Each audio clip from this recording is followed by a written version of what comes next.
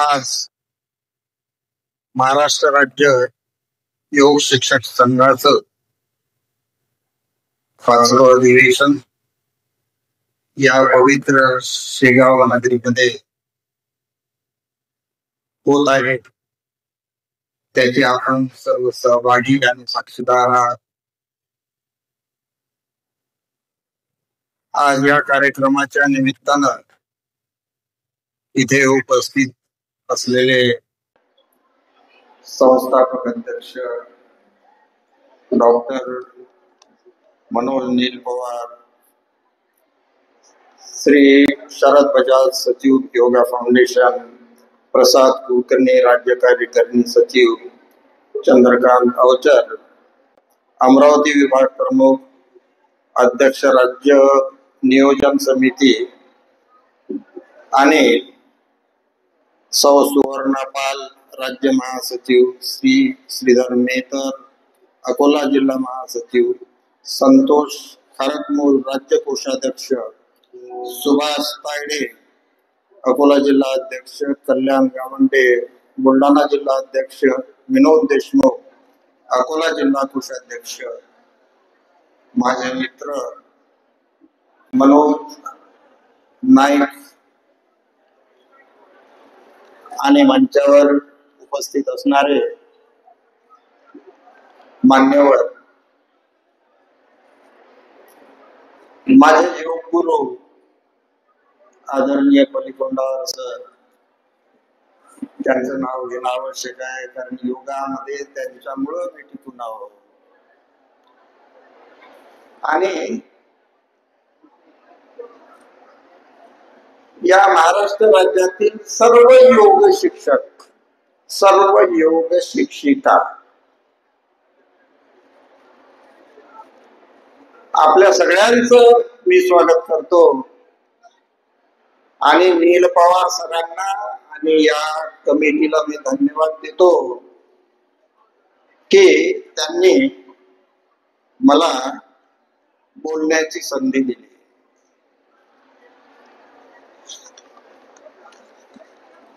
मला आता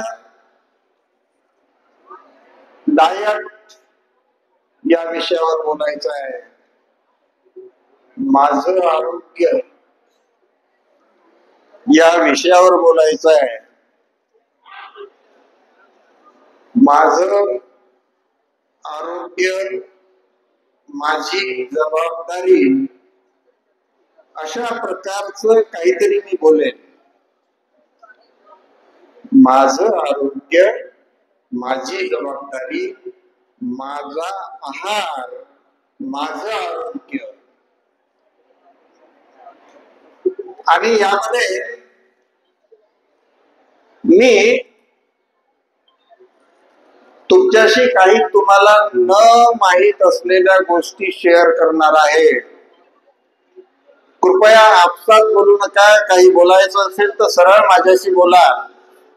मागच्या लोकांनी बसून घ्या कारण मला फक्त 40 मिनिटं 45 मिनिटं वेळ दिला आहे आणि विषय फार मोठा आहे. माझा आहार माझा आरोग्य याचा अर्थ की आहाराचा जो आरोग्याशी संबंध आहे, आहाराचा जो आरोग्याशी संबंध आहे त्याविषयी मी बोलणार आहे. आता आहाराचा आरोग्याशी काय संबंध आहे? इंग्रजीमध्ये एक म्हण आहे, you become as you eat. म्हणजे तुम्ही जे खाता ते तुम्ही बनता. याचा अर्थ असा की तुमचं खाणं, तुमचा आहार, तुमचं जेवण, तुमचं इनपुट जर हेल्दी असेल तर तुम्ही चांगले बनाल. चांगले बनाल, आरोग्यवान बनाल. आपल्याला आरोग्यवान, धनवान, संपन्नवान, ज्ञानवान, बनायचं आहे. त्यासाठी आपल्याला आरोग्य चांगलं पाहिजे. इंग्रजीमध्ये एक म्हण आहे, if character is lost, everything is lost, and if health is lost, so many things are lost. म्हणजे कॅरेक्टरच्या मागे मागे तुमच्या हेल्थचा दर्जा आहे. हेल्थला अत्यंत महत्व आहे. आरोग्य चांगलं पाहिजे. आरोग्य चांगलं नसेल तर तुम्ही काही करू शकत नाही. आता या आरोग्याचा खाण्याशी काय संबंध आहे? संबंध आहे. मी तुम्हाला आता WHO वर्ल्ड हेल्थ ऑर्गनायझेशन, या WHO न खाण्यासंबंधी सगळ्या जगासाठी, बरं त्यात भारतच नाही, सगळ्या जगासाठी काही गाईडलाईन दिल्या आहेत की आपण काय खायला पाहिजे म्हणजे आपण आरोग्यवान होऊ. तर त्या गाईडलाईनचा मी थोडासा उल्लेख करतो आणि त्यातील एक एक मुद्द्यावर थोडी चर्चा करू आपण. आता त्या गाईडलाईन डिस्कस करण्याच्या आधी, त्याची चर्चा करण्याच्या आधी आपल्या आहाराचे जे घटक आहेत त्या घटकाची थोडीशी मी तुम्हाला ओळख करून देतो. आपल्या आहाराचे जे 3 मुख्य घटक आहेत, ज्याला मॅक्रोन्यूट्रिएंट म्हणजे मोठ्या प्रमाणावर लागणाऱ्या गोष्टी. तिकडे सगळ्यांना ऐकू येते ना? ऐकू नाही आलं तर हात वर करा. येते? मॅक्रो म्हणजे जास्त प्रमाणात, न्यूट्रिएंट म्हणजे सत्व. मोठ्या प्रमाणावर लागणाऱ्या ज्या गोष्टी आहेत त्या 3 आहेत. एक कार्बोहायड्रेट, ज्याच्यामध्ये साखर असते, ते सगळे पदार्थ म्हणजे कार्बोहायड्रेट. दुसरा घटक आहे प्रोटीन. प्रोटीन म्हणजे काय? या प्रोटीननं आपलं शरीर बनते. आपली चामडी म्हणजे प्रोटीन, आपलं मांस म्हणजे प्रोटीन, आपले हाड म्हणजे प्रोटीन, आपले केस म्हणजे प्रोटीन, जे माझे उडाले आहेत. तर हे प्रोटीन. आणि तिसरा मॅक्रोन्यूट्रिएंट मोठ्या प्रमाणावर लागणारा जो घटक आहे तो आहे फॅट, जे तुम्ही तेल तूप खाता. हे 3 मॅक्रो आहेत. हे 3 मुख्य घटक आहेत. सोबत तुम्हाला एन्झाईम लागतात, व्हिटॅमिन लागतात, मायक्रोन्यूट्रिएंट लागतात. जसे झाडाला मायक्रोन्यूट्रिएंट लागतात तसे आपल्यालाही लागतात. मी प्लांट टिश्यू कल्चरचा अभ्यासक आहे. बायोटेक्नॉलॉजीचा मी अभ्यास केला.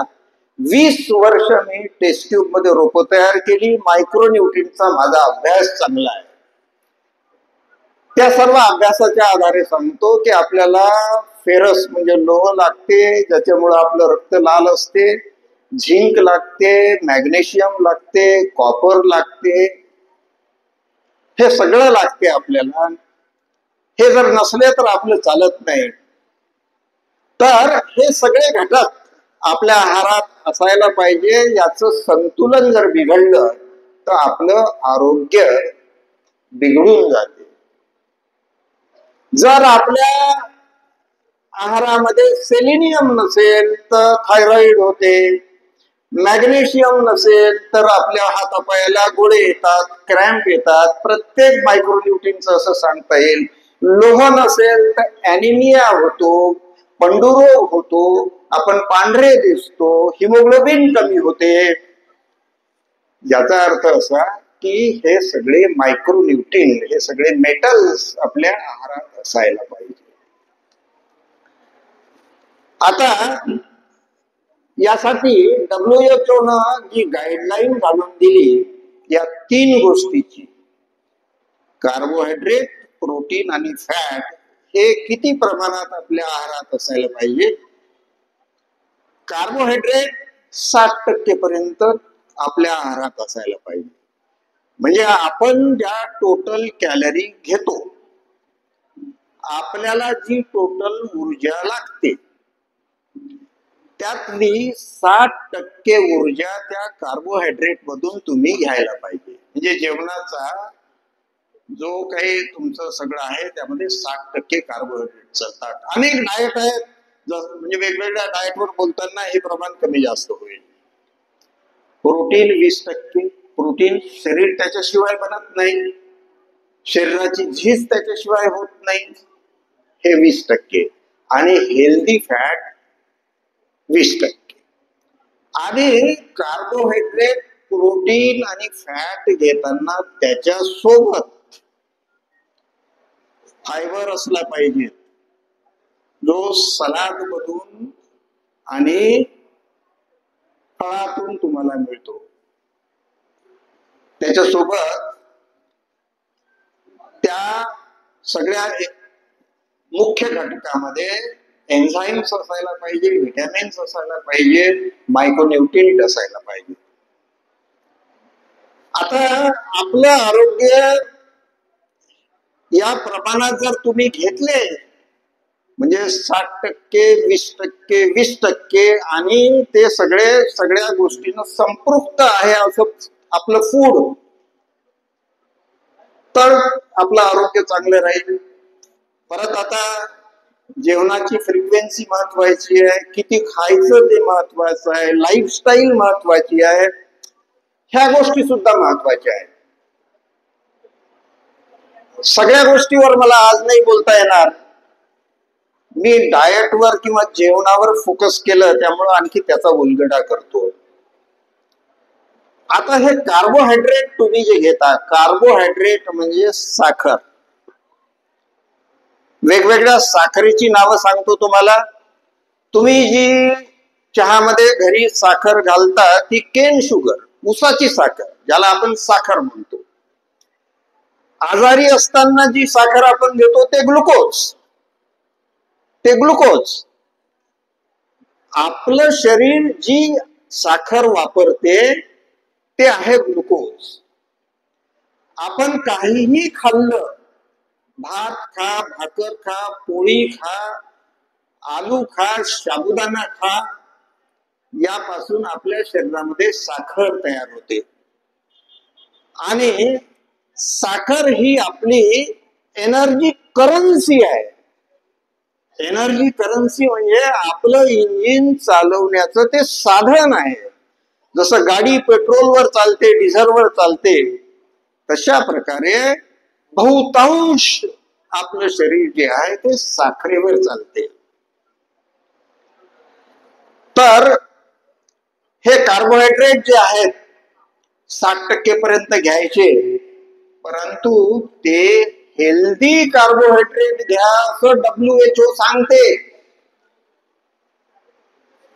कार्बोहायड्रेट कसे घ्यायचे, ते हेल्दी असले पाहिजे. हेल्दी असले पाहिजे म्हणजे कसं, ते होल फूड, पूर्ण अन्नधान्य जे आहे त्यातून तुम्ही घ्यायला पाहिजे. म्हणजे कशातून घ्यायला पाहिजे, तुम्ही ते फळातून घ्यायला पाहिजे, तुम्ही ते धान्यातून घ्यायला पाहिजे, तुम्ही ते भाज्यातून घ्यायला पाहिजे. त्यामध्ये भाज्यामध्ये आलू सुद्धा आला. आलू कार्बोहायड्रेटच आहे, स्टार्च आहे ते. आता आपण हे सगळे कार्बोहायड्रेट नॉन सायंटिफिक पद्धतीने आपल्या जेवणात घेतो. एखाद दुसरं उदाहरण देतो तुम्हाला. कार्बोहायड्रेट जे आहेत ना, ते तुम्ही जशीच्या तसे घ्यायला पाहिजे. म्हणजे तुम्ही जर समजा ज्वारीची भाकरी खात असाल तर त्याचा कोंडा त्याच्यासोबत पाहिजे.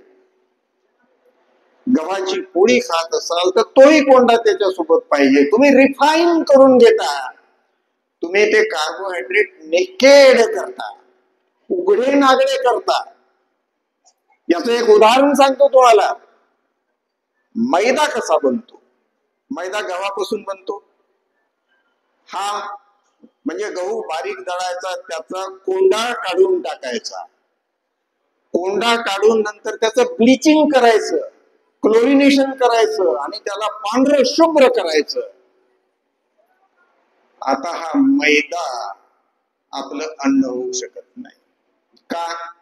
कारण मैदा म्हणजे ब्लँक कॅलरी. मैदा म्हणजे साखर. मैदा म्हणजे एम्प्टी कॅलरी. आणि मैदा म्हणजे जस्ट साखर. साखर घेऊ नका, साखर खाऊ नका, साखरेनं डायबिटीज होतो. डॉक्टर लोक सांगतात, डायटिशियन सांगतात, तज्ञ लोक सांगतात, सायंटिस्ट सांगतात. परंतु मैद्यानं डायबिटीस होतो हे कोणी सांगत नाही. जितक्या जोरानं ताकदीनं साखरेनं डायबिटीस होतो, तेवढ्याच ताकदीनं मैद्यानं डायबिटीस होतो, साबुदाण्यानं डायबिटीस होतो. हे सांगण्यासाठी मी तुमच्या समोर उभा राहिलो. कारण साबुदाणा तो कंद जर तसा उघडून खाल्ला तर हेल्दी कॅलरी. कारण त्यातलं सगळं आहे त्याच्यामध्ये. त्याच्या सालीतले मिनरल आहेत. थोडीशी साल खाल्ली तर चालेल, पण सालीला लागून असणारे प्रोटीन आहेत, मेटल आहेत, एन्झाईम आहेत. परंतु आपण त्याला इतकं रिफाईन करतो की फक्त स्टार्च म्हणजे ग्लुकोजची मालिका. स्टार्च म्हणजे काय? हे ग्लुकोजची जी मालिका आहे त्याला स्टार्च म्हणतात. आणि आपल्या शरीरात ही मालिका गेल्यानंतर आपल्या शरीरातले एन्झाईम त्याला फार लवकर पचवतात. त्यामुळं मैदा, साबुदाणा आणि पॉलिश केलेला तांदूळ ह्या ब्लँक कॅलरी आहेत. ब्लँक कॅलरी आहेत. याचा अर्थ असा की जेवणानंतर अर्ध्या पाऊण तासातच तुमची शुगर एकदम जास्त होते यानं. आणि शुगर आपल्याला जास्त चालत नाही. आणि जास्त साखरेमुळं होणारे जे सगळे परिणाम आहेत ते आपल्या शरीरावर होतात. आता मी सांगितलं तुम्हाला की साखरेवर आपलं शरीर चालते, ग्लुकोजवर आपलं शरीर चालते. काही खा त्याची साखर बनते. तर आपण मग डायरेक्ट साखर घ्यायची का? डायरेक्ट साखर घ्यायची नाही. कारण ते तर आणखी ब्लँक आहे. म्हणजे सगळ्या ब्लँक कॅलरी तुम्हाला अवॉइड करायच्या आहेत तुमच्या हेल्दी डाएट मध्ये. इथे आता गृहिणी माता भगिनी बसलेल्या आहेत. त्यांनी हे लक्षात ठेवायचं की आपल्या घरामध्ये ब्लँक कॅलरीला जागा देऊ नका, रिफाईंड फूडला जागा देऊ नका. काही मुद्दे आणखी सांगेन.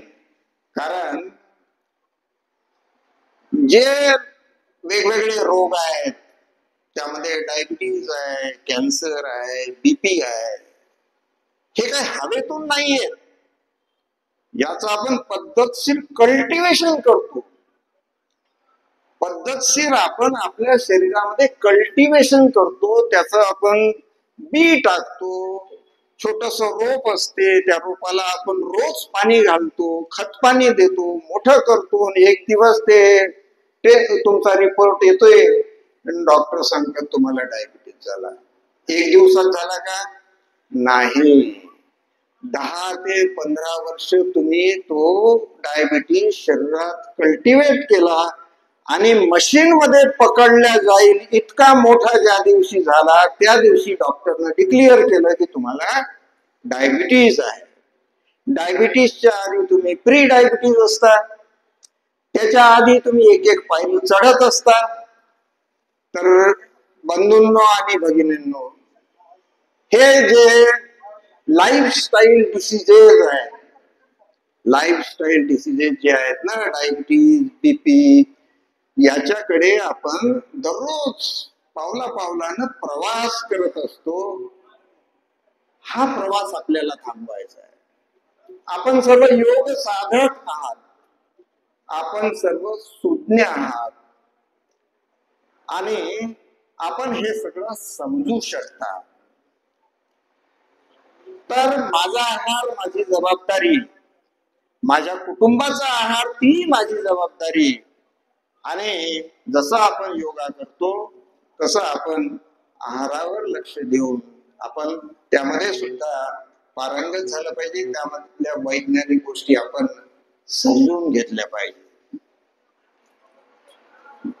बंधूंनो, मी आता हे मुख्य कार्बोहायड्रेट विषयी बोललो, परंतु आता मार्केटमध्ये ब्रेड असते, पॅक फूड असते. हे काय? हे याच्याही पेक्षा वाईट आहे. कारण काय की जसं मैदा, त्याच्यावर प्रोसेसिंग जेवढं केलं, त्याच्या पुऱ्या केल्या आणखी वाईट, त्याची जिलेबी केली आणखी वाईट. तर हेच फूड आहे. दिस इज नॉट अवर फूड. जर मला जर कोणी विचारलं की तुमच्या किचन मधल्या पॉइझनची नावे सांगा, तर मी म्हणेन साखर, मैदा, मीठ आणि डालडा. हे चार व्हाईट पॉइझन आहेत. विज्ञानात याला व्हाईट पॉइझन म्हटलेलं आहे. याचा अर्थ या सगळ्या गोष्टींमुळे आपल्या शरीरामध्ये रोग निर्माण होतात. आता ही साखर चटकन तयार करणाऱ्या ज्या गोष्टी आहेत त्या आपल्याला नको.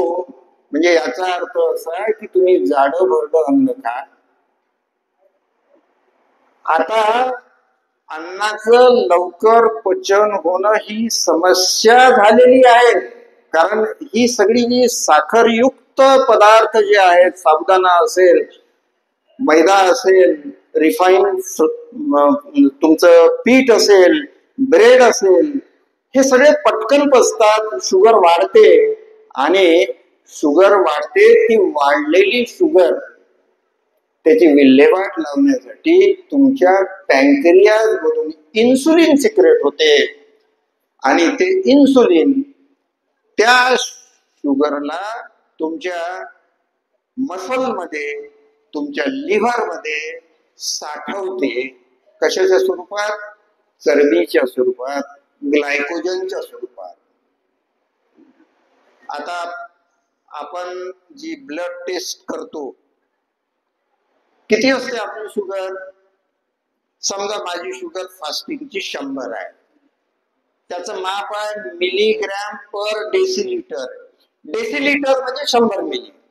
100 आहे म्हणजे 100 मिलीग्रॅम इन 100 मिली ब्लड. म्हणजे 100 मिली रक्तामध्ये 100 मिलीग्रॅम साखर आहे. म्हणजे 1 लिटर रक्तामध्ये 1000 मिलीग्रॅम. 1000 मिलीग्रॅम म्हणजे 1 ग्रॅम. म्हणजे माझ्या शरीरात आता किती रक्त आहे? 5 लिटर. माझ्या शरीरात 5 लिटर रक्त आहे.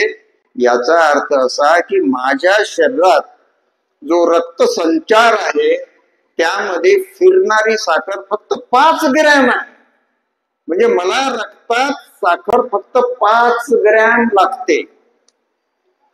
आता या रिफाईंड फूड मध्ये किती साखर असते मी सांगतो तुम्हाला.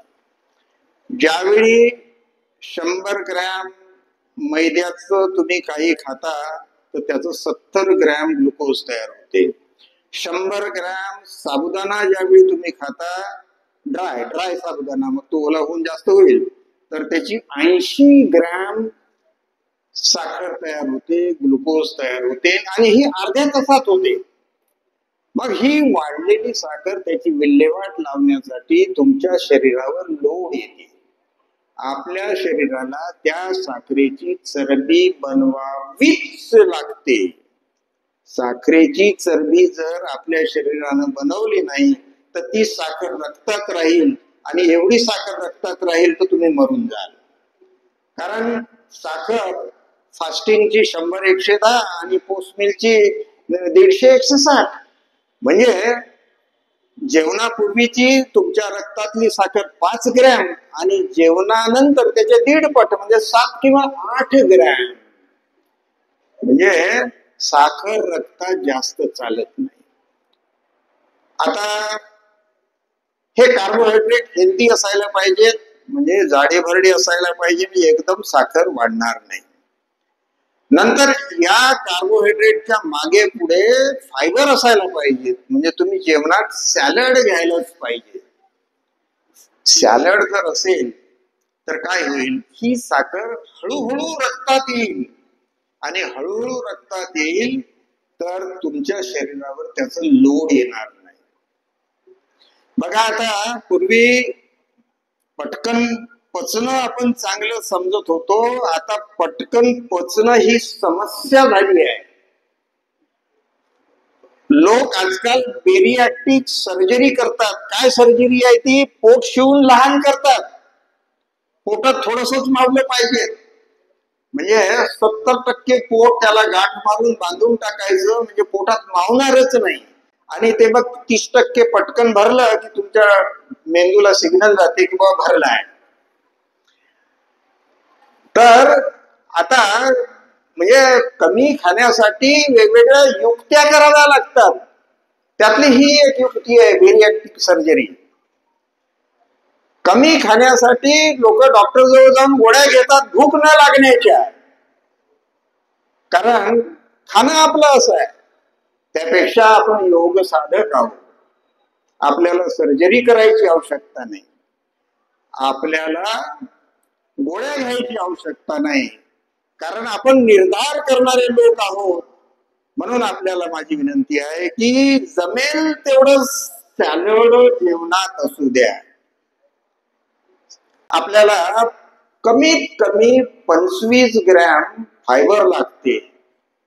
म्हणजे फायबर जर नसेल तर तुम्हाला तुमची साखर पटकन वाढते, तुम्हाला अपचनाचे आजार होतात, तुमच्या पोटाचे प्रॉब्लेम सुरू होतात, तुम्हाला अल्सर होऊ शकतो. ह्या सगळ्या समस्या फायबर इनटेक कमी झाला म्हणजे येतात. म्हणजे हेल्दी कार्बोहायड्रेट घ्यायचे, त्याच्या सोबत 20% पर्यंत होल प्रोटीन घ्यायचे. प्रोटीन कशामध्ये असतात? डाळीमध्ये असतात, चण्यामध्ये असतात, उसळीमध्ये असतात. ह्या सगळ्या उसळी ज्या आहेत, सगळ्या डाळी ज्या आहेत, हे प्रोटीनचे चांगले सोर्स आहेत आणि हे तुमच्या जेवणामध्ये असले पाहिजे. कारण नुसतंच पोळी भाजी किंवा भात भाजी असा प्रकार नाही चालत. या कार्बोहायड्रेटचं संतुलन किंवा बॅलन्सिंग करण्यासाठी ते प्रोटीन असले पाहिजे. प्रोटीन इंटेक जर तुमचा कमी झाला तर तुमचं आरोग्य चांगलं राहत नाही. प्रोटीन किती लागतात आपल्याला, त्याचा एक मापदंड आहे. तुमचं वजन जेवढं आहे, कमीत कमी तेवढे ग्रॅम प्रोटीन तुमच्या जेवणात असले पाहिजे. तुमचं वजन जेवढं आहे, माझं वजन समजा आता 65 किलो आहे, तर कमीत कमी मी 65 ग्रॅम प्रोटीन माझ्या 2 वेळच्या जेवणात असले पाहिजे. आता हे प्रोटीन कमी झाले तर काय होते? प्रोटीन कमी झाले तर तुमचा थकवा जात नाही, पहिली गोष्ट. कारण शरीराची झीज भरून काढण्यासाठी प्रोटीन लागतात. प्रोटीन कमी झाले तर तुमची स्किन जी आहे ती ड्राय होते, तुमचे केस जाऊ शकतात, तुमच्या हाडाची मजबूती कमी होऊ शकते. तर प्रोटीन अत्यावश्यक आहे. आता वाढत्या वयामध्ये बऱ्याच वेळा आपण पाहिजे तेवढे प्रोटीन घेत नाही. मग काय होते की आपलं शरीर आपले मसल वापरते. मसल लॉस हा वाढत्या वयात का होतो? हाडं वाकडी आणि ठिसूळ वाढत्या वयात का होतात? कारण तुम्ही पुरेसे प्रोटीन घेत नाही, पुरेसा एक्सरसाइज तुम्ही करत नाही. एक्सरसाइज अत्यावश्यक आहे. तुम्ही योगा करता, थोडस स्ट्रेच ट्रेनिंग सुद्धा केलं पाहिजे. तर आपण योग साधक आहोत, एक्सरसाइजचा आपल्याला प्रॉब्लेम नाही, तर हे प्रोटीन कमी नाही झाले पाहिजे. आता हे प्रोटीन कशामध्ये किती असतात?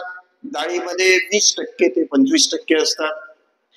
गव्हामध्ये, ज्वारीमध्ये सुद्धा प्रोटीन असतात 8 ते 10%. कुठलंही होल फूड घ्या, त्याच्यामध्ये प्रोटीन असतात. तांदळामध्ये जे प्रोटीन असतात ना, ते त्याच्या बाहेरच्या पृष्ठभागाला असतात. तांदळामध्ये 5, 7, 8% प्रोटीन असतात, कमी प्रोटीन असतात, 10%च्या वर कधीच नसते.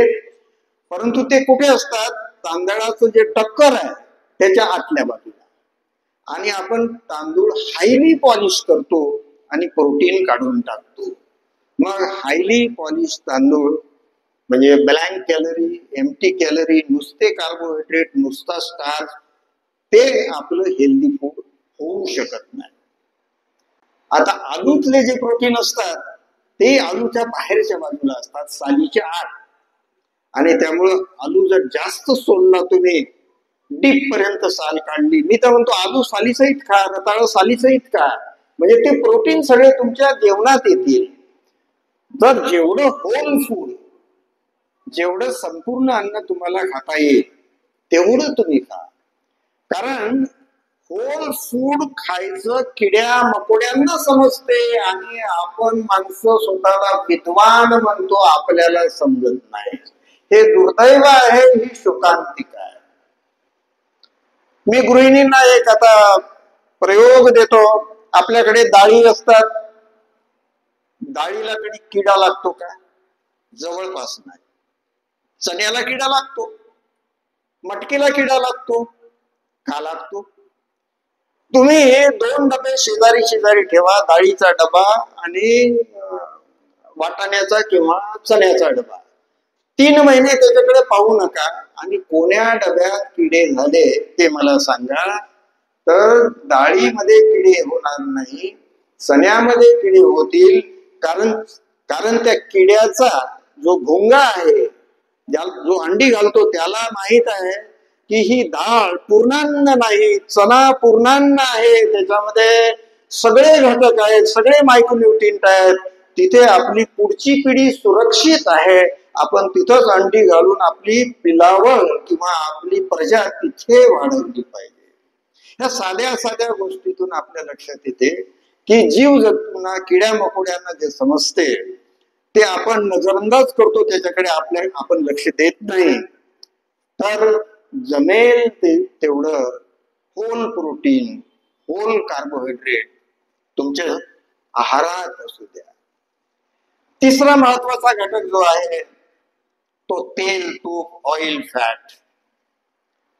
आता 10%, 15%, 20% कॅलरी आपल्याला ज्या लागतात त्या त्यातून आल्या तर चालते आपल्याला.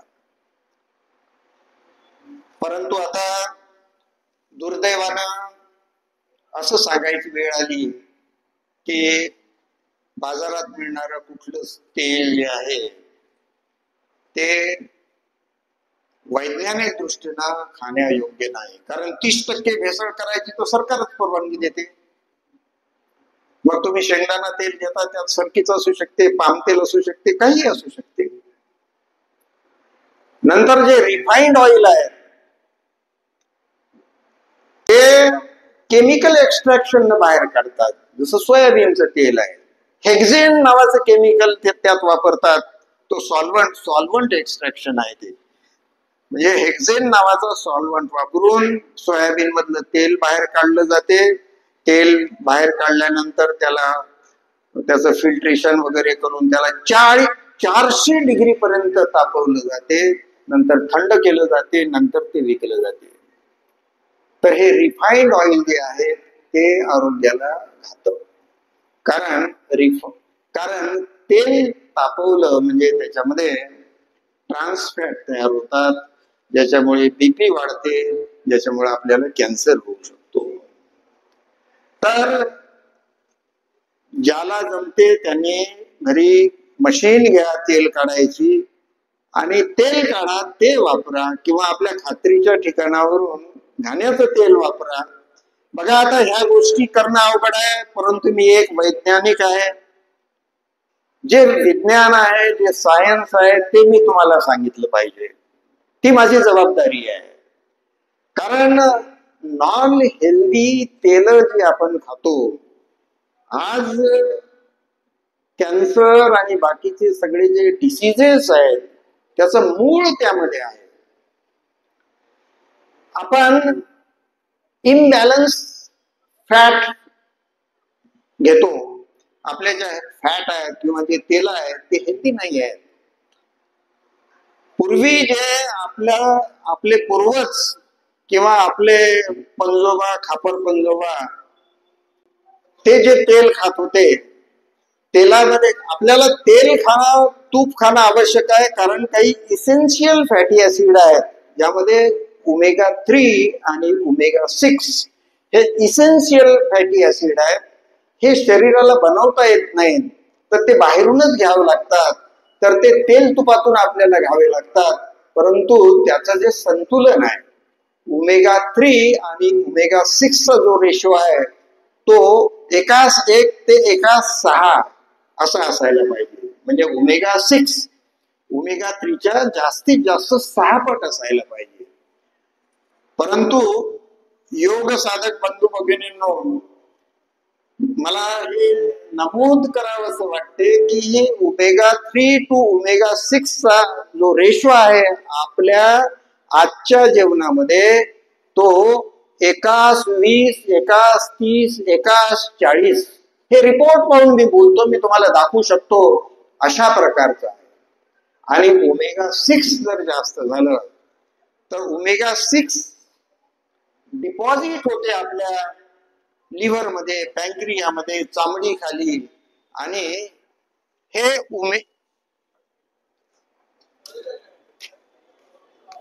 हे ओमेगा 6 जे तेलामध्ये आहे, इथे काय ऐकू, हे ओमेगा 6 जे तेलामध्ये आहे ते आपल्याला एवढे लागत नाही. म्हणजे आपली तेलाची गरज जर पूर्ण करायची असेल तर 10-12 ग्रॅमच्या वर तेल आपल्याला लागत नाही दिवसभरात.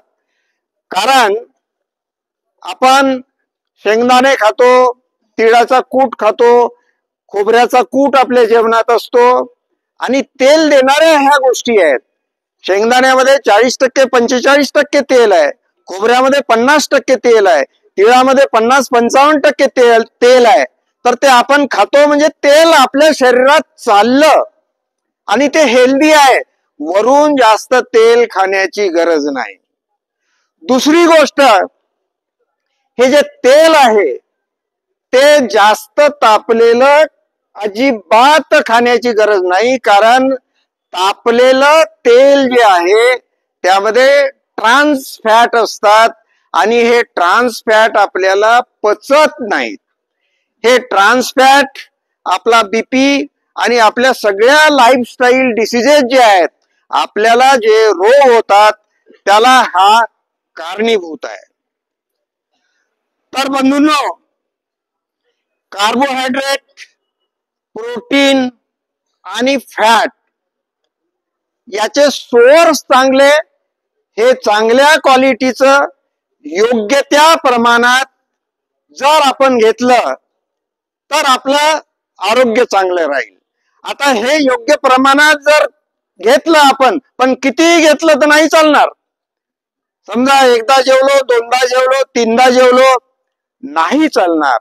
म्हणजे जेवणाची वारंवारता किंवा जेवणाची फ्रिक्वेन्सी, किती वेळा खाणं, हे सुद्धा महत्वाचं आहे.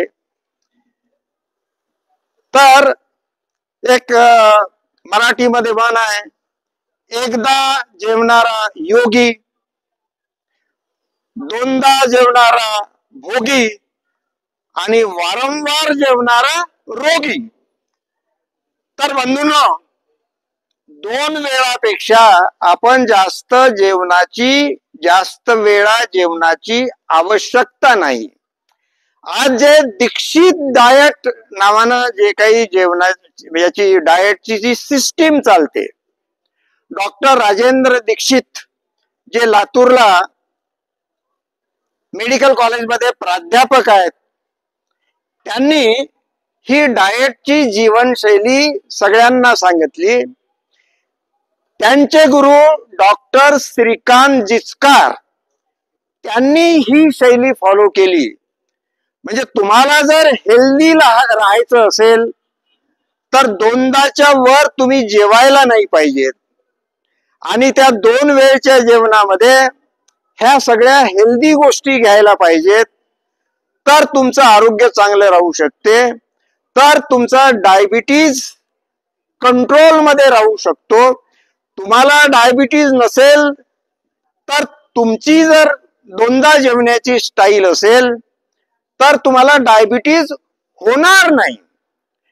कारण डायबिटीज होऊन नंतर दुरुस्त करण्यापेक्षा डायबिटीज होऊ नये म्हणून काळजी घेणं जास्त महत्वाचं. असं म्हणतात की prevention is better than cure. म्हणजे रोग येऊन तो बरा करण्यापेक्षा रोग येऊच नये म्हणून जर आपण काळजी घेत असू तर ते अधिक चांगलं. आपण सर्व योग साधक आहात, तर माझी आपल्याला विनंती आहे की आपण 2दाच जेवायला पाहिजे. 2दाच्या जेवणात आपलं भागते. मग आता तुम्ही विचाराल मध्ये काय, चहा प्यायचा का, नाश्ता करायचा का? तर माझं वैज्ञानिक उत्तर याला आहे नाही.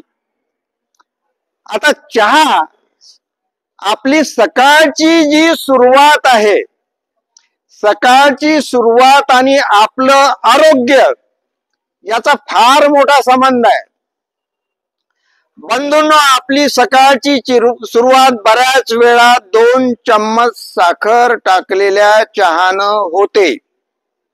2 चम्मच साखर म्हणजे किती gram? 10 gram, 15 gram, 20 gram, 10-15 gram तर असतेच. तर 2 चम्मच साखर त्या चहातून माझ्या शरीरात गेल्याबरोबर ही साखर ब्लँक कॅलरी आहे. याच्यामध्ये एन्झाईम नाहीत, याच्यामध्ये व्हिटॅमिन नाहीत, याच्यामध्ये प्रोटीन नाहीत, याच्यामध्ये फॅट नाहीत, याच्यामध्ये फायबर नाही. ही नेकेड आहे, ब्लँक कॅलरी आहेत.